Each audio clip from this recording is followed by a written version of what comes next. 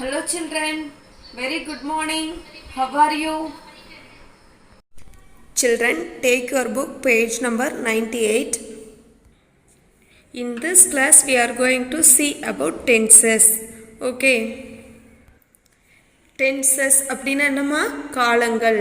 காலங்கள் அப்படினா நம்ம ஒரு ஆக்ஷன் எப்போ நடந்துச்சு அப்படிங்கிற பர்டிகுலர் டைமை பற்றி பேசும்போது தான் நம்ம எதை யூஸ் பண்ணுவோம்னா டென்சஸை யூஸ் பண்ணுவோம். ஓகேங்களா? We saw the simple present tense in the first term itself. Now we are going to have a small recall in that. Okay. Simple present tense நம்ம எங்கெங்கெல்லாம் யூஸ் பண்ணுவோம்னா describe habits, அதாவது நம்ம ரெகுலராக செய்கிற பழக்கங்கள், அன்சேஞ்சிங் சுச்சுவேஷன்ஸ், அதாவது இது எப்போவுமே மாறாது. For example I'm a teacher அப்படிங்கிறது நான் எப்போவுமே டீச்சர் தான், இது என்ன ஆக போகிறது இல்லை, மாற போகிறது இல்லை. ஜென்ரல் ட்ரூத்ஸ் அப்படின்னா என்னது? நிகழ்கால உண்மைகள். Water boils at 100 degree Celsius, இது எப்போயாவது மாறப்போகுதுங்களா? எப்போவுமே மாறாது. இது மாதிரி ஜென்ரல் ட்ரூத்ஸை நம்ம சிம்பிள் ப்ரெசன்ட் டென்ஸில் எக்ஸ்ப்ரெஸ் பண்ணுவோம். தென் பிளானட் ஆக்ஷன்ஸ். பிளானட் ஆக்ஷன்ஸ்னால் நாளைக்கு இது கன்ஃபார்மாக நடக்க போகுதுன்னு ஒரு விஷயம் இருக்கும் இல்லைங்களா, அந்த மாதிரி விஷயத்தையும் நம்ம எதில் எக்ஸ்ப்ரெஸ் பண்ணணும்னா சிம்பிள் ப்ரெசன்ட் டென்ஸில் தான் எக்ஸ்ப்ரெஸ் பண்ணணும். ஓகேங்களா? சிம்பிள் ப்ரெசன்ட் டென்ஸில் வேர்போட ஃபார்மேஷன் எப்படி இருக்குன்னா, வேர்பு கூட எஸ் சேர்ந்து வரும், இல்லாட்டினா வேர்பு கூட எஸ் சேராமல் வரும். இது ரெண்டு தான் சிம்பிள் ப்ரெசண்ட்டோட வேர்ப் ஃபார்மேஷன். இது எல்லாமே நம்ம எப்போ பார்த்துருக்கோம்னா ஃபர்ஸ்ட் டேர்ம்லேயே தெளிவாக பார்த்துருக்கோம். We will see some examples for present tense. I go to shop. யூஸ்வலாக நான் எப்போவுமே என்ன பண்ணுவேன்? கடைக்கு போவேன். We speak English in our class. எப்போவுமே நாங்கள் எங்கள் கிளாஸில் இங்கிலீஷ் பேசுவோம். You run very fast. நீ எப்போவுமே வேகமாக ஓடுவ. They play cricket. அவங்க எப்போவுமே என்ன விளையாடுறாங்க? கிரிக்கெட் விளையாடுறாங்க. இந்த மாதிரி ரெகுலர் ஆக்ஷன்ஸ், ஹேபிட்ஸ் இதை பற்றி பேசும்போது நம்ம என்ன டென்ஸ் யூஸ் பண்ணணும் அப்படின்னா சிம்பிள் ப்ரெசன்ட் டென்ஸ் யூஸ் பண்ணணும். Now do you all remember the simple present டென்ஸ்மா? Shall we go to the past tense and future tense now? Children, before going to see about past tense and future tense, we will see about the formation of the verb. Verb கூட வேர்போட formation எப்படியெல்லாம் இருக்கும் அப்படிங்கிறத பற்றி இப்போ பார்க்க போகிறோம். ப்ரெசண்ட்டில் வேர்போட formation என்னென்ன வரும் அப்படின்னா, வேர்போட ஃபர்ஸ்ட் ஃபார்ம் வரும், இல்லாட்டினா அது கூட என்ன மட்டும் சேர்ந்து வரும்னா எஸ் மட்டும் சேர்ந்து வரும். பாஸ்ட் டென்ஸில் வேர்போட ஃபார்மேஷன் வேர்போட செகண்ட் ஃபார்ம், அதாவது V2. பாஸ்ட் பார்ட்டிசிபிளில் வேர்ப் எப்படி வரும்னா V3, வேர்போட தேர்ட் ஃபார்ம். ப்ரெசன்ட் பார்ட்டிசிபிளில் வேர்போட ஃபார்மேஷன் என்னென்னா வேர்பு கூட ஐஎன்ஜி சேர்ந்து வரும். இந்த 4 ஃபார்மில் மட்டும்தான் வேர்பு வரும், வேறு எந்த ஃபார்ம்லேயும் வேர்ப் வராது. ஓகேங்களா? First we will see about past tense. Simple past tense is used to talk about an action completed in the past. அதாவது ஏற்கனவே பாஸ்டில் நடந்து முடிஞ்ச ஒரு ஆக்ஷனை பற்றி நம்ம பேசுகிறோன்னா அப்போ தான் நம்ம எந்த டென்ஸ் யூஸ் பண்ணணும்னா சிம்பிள் பாஸ்ட் டென்ஸ் யூஸ் பண்ணணும். அது ரீசன்ட் பாஸ்டில் நடந்திருந்தாலும் சரி, ரொம்ப முன்னாடி நடந்திருந்தாலும் சரி, கம்ப்ளீட்டட் ஆக்ஷனாக இருந்தால் நம்ம என்ன டென்ஸ் தான் யூஸ் பண்ணணும்னா சிம்பிள் பாஸ்ட் டென்ஸ் தான் யூஸ் பண்ணணும். சிம்பிள் பாஸ்ட் டென்ஸ் வேறு, பாஸ்ட் டென்ஸ் வேறு கிடையாது, both are same. Next we will see the sentence structure of past tense. Past tense ஓட sentence structure எப்படி இருக்குன்னு பார்க்கலாம். சப்ஜெக்ட், அது கூட என்ன வரணும்னா V2. V2ங்கிறது என்னென்னா வேர்போட செகண்ட் ஃபார்ம். அதுக்கப்புறம் என்ன வரணும்னா remaining part of the sentence. இதுதான் எதோட ஸ்ட்ரக்சர்? பாஸ்ட் டென்ஸோட சென்டென்ஸ் ஸ்ட்ரக்சர். ஓகேங்களா? சில்ட்ரன் see here, இங்கே ப்ரெசன்ட் டென்ஸ் கொடுத்துருக்காங்க, அந்த வேர்ப்ஸோட பாஸ்ட் ஃபார்ம் என்ன அப்படிங்கிறதையும் கொடுத்துருக்காங்க. செயில், அது கூட ஈடி சேர்க்கும்போது என்னவா மாறுது? பாஸ்ட் ஃபார்மாக மாறுது, செயில்டு. ப்ளே, அது கூட ஈடி சேர்த்தா என்னவா மாறுது? பிளேடு, பாஸ்ட் ஃபார்மாக மாறுது. ஜாயின், அது கூட ஈடி சேர்க்கும்போது என்னவா மாறுது? ஜாயின்டு, பாஸ்ட் ஃபார்மாக மாறுது. பாயில், அது கூட ஈடி சேர்த்தோம்னா பாயில்டு, பாஸ்ட் ஃபார்மாக மாறுது. இதே மாதிரி ஒரு வேர்பு கூட ஈடி மட்டும் சேர்க்கறது மூலமாக பாஸ்ட் ஃபார்மாக மாற்றுறோம் இல்லைங்களா, அதை என்ன வேர்ப்ஸ்னு சொல்கிறோன்னா ரெகுலர் வேர்ப்ஸ்னு சொல்கிறோம். இதே மாதிரி எல்லா வேர்ப்ஸுக்கும் ஈடி மட்டும் சேர்த்து பாஸ்ட் ஃபார்மாக மாற்ற முடியாது. ஆனால் மோஸ்ட் ஆஃப் த வேர்ப்ஸுக்கு நம்ம என்ன மட்டும் சேர்த்துனா பாஸ்ட் ஃபார்மாக மாறிடும்னா ஈடி மட்டும் சேர்த்தா பாஸ்ட் ஃபார்மாக மாறிடும். ஓகேங்களா? சில்ட்ரன், இந்த பாஸ்ட் டென்ஸ் இருக்கு இல்லைங்களா, வேர்போட செகண்ட் ஃபார்ம், இதை தான் நம்ம என்ன சொல்கிறோன்னா V2ன்னு சொல்கிறோம். இப்போ நம்ம பார்த்தது எல்லாமே ரெகுலர் வேர்ப்ஸ். ரெகுலர்னு ஒன்று இருந்தால் கண்டிப்பாக என்ன இருக்கணும், இர்ரெகுலர் இருக்கணும் இல்லைங்களா. Now we are going to see about irregular verbs. Irregular verbs அப்படிங்கிறது என்னன்னா, பையோட பாஸ்ட் ஃபார்ம் என்னம்மா, bought, BOUGHT, bought. கோவோட பாஸ்ட் ஃபார்ம் என்னது, went, WENT, went. சேவோட past form said, SAID, said. டெல்லோட past form told, TOLD, told. இதை ஏன் irregular verbsனு சொல்கிறோம் அப்படின்னா, மேலே பார்த்த ரெகுலர் வேர்ப்ஸ் எல்லாத்துலேயும் நம்ம என்ன மட்டும் சேர்த்தணும், பாஸ்ட் ஃபார்மாக மாற்றுறதுக்கு இடி மட்டும் சேர்த்தணும். ஆனால் இர்ரெகுலர் வேர்ப்ஸில் அந்த பாஸ்ட் ஃபார்ம்ங்கிறது ப்ரெசன்ட் ஃபார்ம்லேருந்து அப்படியே என்னவா இருக்குது, டோட்டலாக டிஃப்ரெண்ட்டாக இருக்குது. அதனால இந்த மாதிரி வர வேர்ப்ஸை நம்ம என்ன வேர்ப்ஸ்னு சொல்கிறோன்னா இர்ரெகுலர் வேர்ப்ஸ்னு சொல்கிறோம். ஓகேங்களா சில்ட்ரன், see the example குட்டீஸ். We went to temple. இதில் என்ன போட்டிருக்கோம், சப்ஜெக்டு, வேர்போட செகண்ட் ஃபார்ம், அப்புறம் remaining part of the sentence. ஓகேங்களா. They sailed in the ship. இதுலேயும் பாருங்கள், சப்ஜெக்டு, வேர்போட second form, remaining part of the sentence. Third sentence, he played tennis. இதில் பையும் பாருங்கள், he சப்ஜெக்ட், played வேர்போட second form, remaining part of the sentence. ஓகேங்களா. See some more example குட்டீஸ். He joined in the swimming class. Subject, வேர்போட second form, remaining part of the sentence. He wrote a letter. He subject, wrote V2, remaining part of the sentence. She went to America. Subject, verb second form and remaining part of the sentence. He watered the tomatoes. He subject, watered, verb second form, remaining part of the sentence. இப்படி தான் past tense ஓட sentence structure இருக்கும். ஓகேங்களா children, now take your book, page number 98. We boiled water. Vங்கிற subject, boiled அப்படிங்கிறது V2. Okay, you boiled the water. Subject V2, remaining part of the sentence. Third sentence, he boiled the water. He subject, boiled V2, remaining part of the sentence. She boiled the water. She subject, verb second form, remaining part of the sentence. It. Here it refers to stove. இந்த இடத்துல இட்டுங்கிற அந்த word எதை refer பண்ணுதுன்னா ஸ்டவ்வை refer பண்ணுது. It boiled the water. It subject, boiled V2, remaining part of the sentence. They boiled the water. They subject, boiled V2. Children, when compared to all the other tenses, past tense is quite easy because மற்ற டென்ஸ்லாம் சப்ஜெக்டை பார்த்துட்டு வேர்போட எந்த form போடணும், S சேர்க்கணுமா S சேர்க்கக்கூடாதா அந்த மாதிரிலாம் யோசிப்போம். ஆனால் இதில் சப்ஜெக்ட் எதுவாக இருந்தாலும் வேர்போட செகண்ட் ஃபார்மை போட்டு நம்ம பாட்டுக்கு சென்டென்ஸ் ஃப்ரேம் பண்ணலாம். அதனால இது ரொம்ப ஈஸி. ஓகேங்களா. Now we will see what be verb should be used in past tense. அதாவது பாஸ்ட் டென்ஸில் என்னென்ன பி ஃபார்ம் வேர்ப்ஸ் வரணும் அப்படிங்கிறத இப்போ பார்க்கலாம். ஐ, ஹீ, ஷீ, இட் இந்த 4 சப்ஜெக்ட் கூடயும் என்ன பி ஃபார்ம் வேர்ப் யூஸ் பண்ணணும்னா வாஸ்ங்கிற பி ஃபார்ம் வேர்ப் தான் யூஸ் பண்ணணும். இது 4மே singular subject.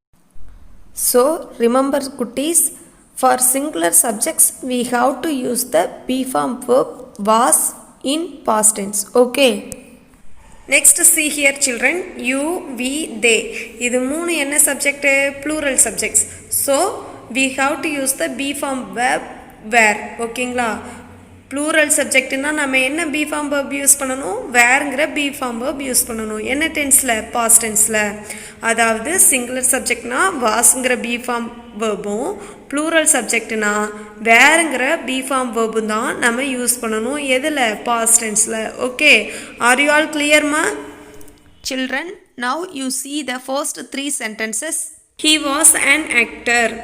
She was a soldier. It was a plant. இந்த மூணுமே என்ன subject? he, she, it. All these three are singular subjects. So we have used the be form verb was here. See the next three sentences. They were young. You were a player. We were in America. These three are plural subjects. So we have used the plural be form verb were here. Okay. Children, நல்லா புரிஞ்சுக்கிட்டீங்களா? he, she, it மூணுமே சிங்குலர் சப்ஜெக்ட். அதனால இந்த இடத்துல நம்ம என்ன பி ஃபார்ம் வேர்ப் யூஸ் பண்ணியிருக்கோம்? பாஸ்ட் டென்ஸில் வாஸ்ங்கிற பி ஃபார்ம் வேர்ப் யூஸ் பண்ணியிருக்கோம். யூ, வி, தே இது மூணும் என்ன சப்ஜெக்ட்? Plural subject. அதனால இந்த இடத்துல நம்ம என்ன பி ஃபார்ம் வேர்ப் யூஸ் பண்ணியிருக்கோம்? வேறுங்கிற பி ஃபார்ம் வேர்ப் யூஸ் பண்ணியிருக்கோம் for past tense. Okay. Children, in your book page number 99, they had given an exercise. Write was or were to complete the sentences. அதாவது அந்த டேஷில் was இல்லாட்டினா were போட்டு அந்த சென்டென்ஸை complete பண்ண சொல்லியிருக்காங்க. See the first sentence. I dash the leader of my class. ஐங்கிறது singular subject. So we have to use the be form verb was here. I was the leader of my class. Second sentence. We dash in New York last week. Weங்கிறது plural subject. So we have to use the plural be form verb were here. We were in New York last week. Next one. You. Youங்கிறது plural subject. So we have to use the plural be form verb were here. You were a baby. Fourth sentence. Kavi dash kind to me. கவிங்கிறது singular subject. So we have to use the singular be form verb was here. Kavi was kind to me. Next one. The bus. Busங்கிறது singular subject. So we have to use the singular be form verb was here. The bus was brand new. Next one. They. Theyங்கிறது plural subject. So we have to use the plural be form verb were here. They were friends. Next one. Raghu. Raghu is the singular subject. So we have to use the singular be form verb was here. Raghu was my junior in school. Are you all clear, kutties? For singular subjects, we have to use the singular be form verb was. For plural subjects, we have to use the plural be form verb were. Okay. Now we will see about simple future tense. Simple future tense refers to an action or event that has not yet happened. அப்படின்னா என்னது? இது வரைக்கும் நடக்காதது, அதாவது இனிமேல் ஃப்யூச்சரில் நடக்க போகிற ஆக்ஷனை பற்றி நம்ம மென்ஷன் பண்ணும்போது தான் நம்ம என்ன டென்ஸ் யூஸ் பண்ணுவோம்னா சிம்பிள் ஃப்யூச்சர் டென்ஸ் யூஸ் பண்ணுவோம். ஓகேங்களா? சிம்பிள் ஃப்யூச்சர் டென்ஸோட சென்டென்ஸ் ஸ்ட்ரக்சர் எப்படி இருக்கும் அப்படின்னா, சப்ஜெக்ட்டு, அது கூட வில் ஆர் ஷேல், அது கூட என்ன சேர்க்கணும்னா வேர்போட ஃபர்ஸ்ட் ஃபார்ம் சேர்க்கணும். இதுதான் சிம்பிள் ஃப்யூச்சர் டென்ஸோட sentence structure. Okay children, I கூடையும் வி கூடையும் ஃப்யூச்சர் டென்ஸில் நம்ம என்னென்ன ஆக்சிலரி வேர்ப்ஸ் யூஸ் பண்ணலான்னா ஷேல் இல்லாட்டினா வில்ங்கிற ஆக்சிலரி வேர்ப்ஸ் யூஸ் பண்ணலாம். But he, she, it, you, they இது எல்லாத்துக்கும் நம்ம என்ன ஆக்சிலரி வேர்ப் மட்டும்தான் யூஸ் பண்ணணும்னா வில்ங்கிற ஆக்சிலரி வேர்ப் மட்டும்தான் யூஸ் பண்ணணும். இந்த சப்ஜெக்ட்டுக்கு நம்ம ஷேல்ங்கிற ஆக்சிலரி வேர்ப் யூஸ் பண்ணக்கூடாது. ஓகேங்களா? See the example, kutties. I shall or will meet him tomorrow. We shall or will go to temple. In these two sentences, we have used the auxiliary verbs shall or will. அதாவது ஐங்கிற subject கூடயும் விங்கிற subject கூடயும் நம்ம shale இல்லாட்டினா வில்ங்கிற auxiliary verb use பண்ணலாம். எதுக்கு? Future டென்ஸுக்கு. ஓகேங்களா? See the third sentence. They will come here on Monday. Fourth sentence. You will receive the parcel on Friday. Fifth sentence. He will prepare your food. Sixth sentence. She will attend the meeting. Seventh sentence. It will reach Madurai at 4 o'clock. In these sentences, we have used the auxiliary verb will alone. அதாவது தே, you, he, she, it இந்த subject கூடலாம் நம்ம என்ன auxiliary verb மட்டும்தான் use பண்ணணும்னா வில்ங்கிற auxiliary verb மட்டும்தான் use பண்ணணும். ஷால் போடக்கூடாது. ஓகேங்களா? Children, in your book page number 100 they had given a table to explain the usage of simple future tense. Shall we see the table now? I shall or will meet him tomorrow. Next one, we shall or will meet him tomorrow. In these two sentences they have used the auxiliary verbs shall or will. குட்டீஸ், I already told no ஐ கூடையும் we கூடையும் நம்ம shawl இல்லாட்டினா வில்ங்கிற auxiliary verb போடலாம். See the remaining sentences. You will meet him tomorrow. They will meet him tomorrow. He will meet him tomorrow. She will meet him tomorrow. It will reach him tomorrow. In these sentences they have used the auxiliary verb will alone. அதாவது இந்த எல்லா subject கூடயும் அவங்க என்ன auxiliary verb மட்டும்தான் use பண்ணியிருக்காங்கன்னா will மட்டும்தான் use பண்ணியிருக்காங்க. Now are you all clear குட்டீஸ்? சப்ஜெக்ட் ஐயாவோ வியாவோ இருந்துச்சுன்னா நம்ம என்ன ஆக்சிலரி வேர்ப் போடணும்? ஷால் ஆர் வில்ங்கிற ஆக்சிலரி வேர்பு கூட வேர்போட ஃபர்ஸ்ட் ஃபார்ம் யூஸ் பண்ணணும். ரிமைனிங் சப்ஜெக்ட்ஸுக்கு நம்ம என்ன போடணும்? வில்ங்கிற ஆக்சிலரி வேர்பு கூட வேர்போட ஃபர்ஸ்ட் ஃபார்ம் யூஸ் பண்ணணும். ஓகேங்களா? Children, in your book page number 101 they had given an exercise. Fill in the blanks with the simple future tense of the verb. இந்த டேஷில் இந்த கொடுத்துருக்க சென்டென்ஸோட சிம்பிள் ஃப்யூச்சர் ஃபார்ம் எதுவோ அதை போட்டு அந்த டேஷை கம்ப்ளீட் பண்ணணும். சக்திங்கிற சப்ஜெக்ட் கொடுத்துருக்காங்க. Shakti refers to he. ஹீங்கிற சப்ஜெக்ட் கூட நம்ம என்ன ஆக்சிலரி வேர்பு போடணும்? வில்ங்கிற ஆக்சிலரி வேர்ப் போடணும் ஃப்யூச்சர் டென்ஸில். So Shakti will earn a lot of money. See the second sentence, you. You கூட என்ன ஆக்சிலரி வேர்ப் போடணும்? முன்னாடியே பார்த்துருக்கோம் இல்லைங்களா? வில்ங்கிற ஆக்சிலரி வேர்ப் தான் யூ கூட வரணும்.